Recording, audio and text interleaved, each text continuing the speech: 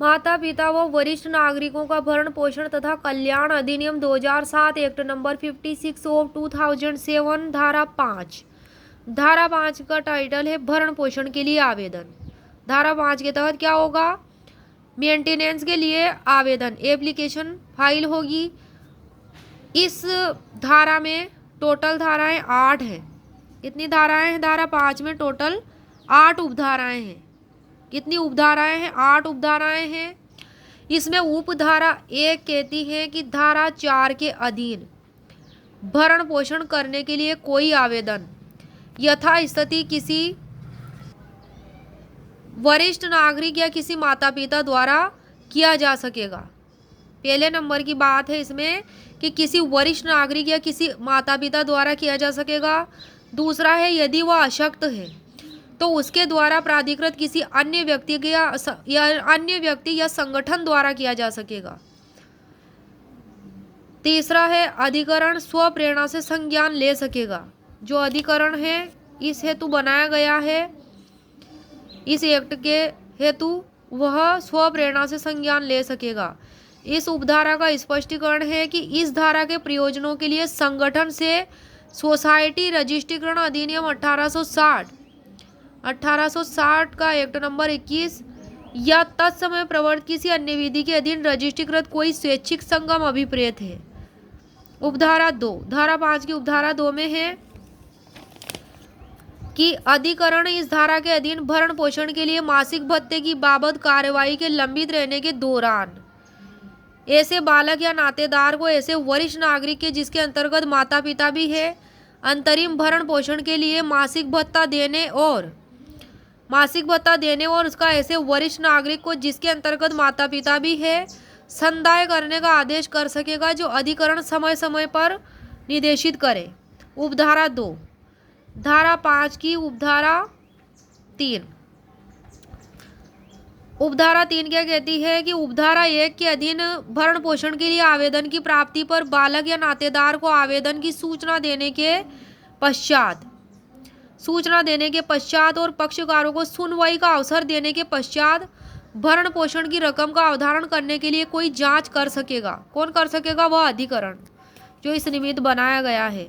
उपधारा 4 क्या कहती है? धारा 5 की उपधारा 4 की भरण पोषण के लिए मासिक भत्ते हेतु और कार्रवाई के खर्चे के लिए उपधारा 2 के अधीन फाइल किए गए किसी भी आवेदन का ऐसे व्यक्ति को आवेदन की सूचना की तामील की तारीख से 90 दिन के भीतर निपटान किया जाएगा।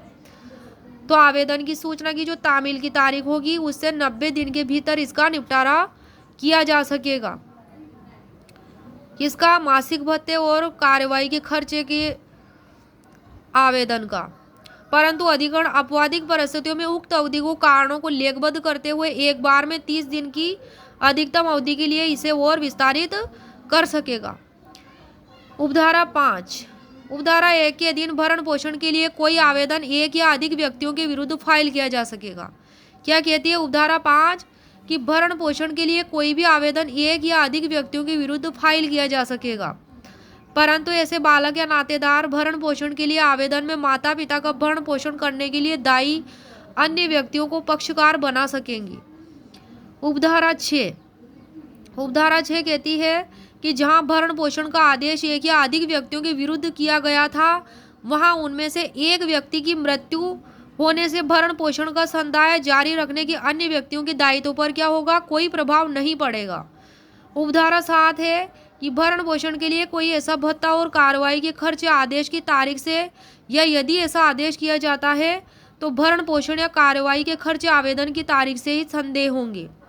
उपधारा 8 कहती है, उपधारा 7 के बाद उपधारा 8 कहती है कि यदि ऐसे बालक या नातेदार जिन्हें ऐसा आदेश दिया जाता है पर्याप्त हेतु के बिना आदेश का पालन करने में असफल रहते हैं तो ऐसा अधिकरण आदेश के प्रत्येक भंग के लिए जुर्माने का उद्ग्रहण करने के लिए उपबंधित रीति में देय रकम के उद्ग्रहण का वारंट जारी कर सकेगा।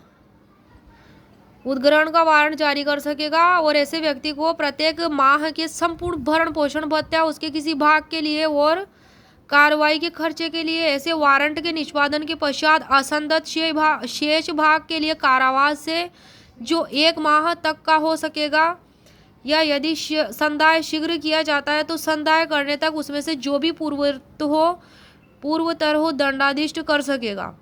परंतु इस धारा के अपील शोध्य किसी रकम की वसूली के लिए कोई वारंट तब तक जारी नहीं किया जाएगा जब तक उस तारीख को जिसको वह रकम शोध्य हो जाती है 3 माह की अवधि के भीतर उस रकम के उद्ग्रहण के लिए अधिकरण को आवेदन नहीं किया जाएगा।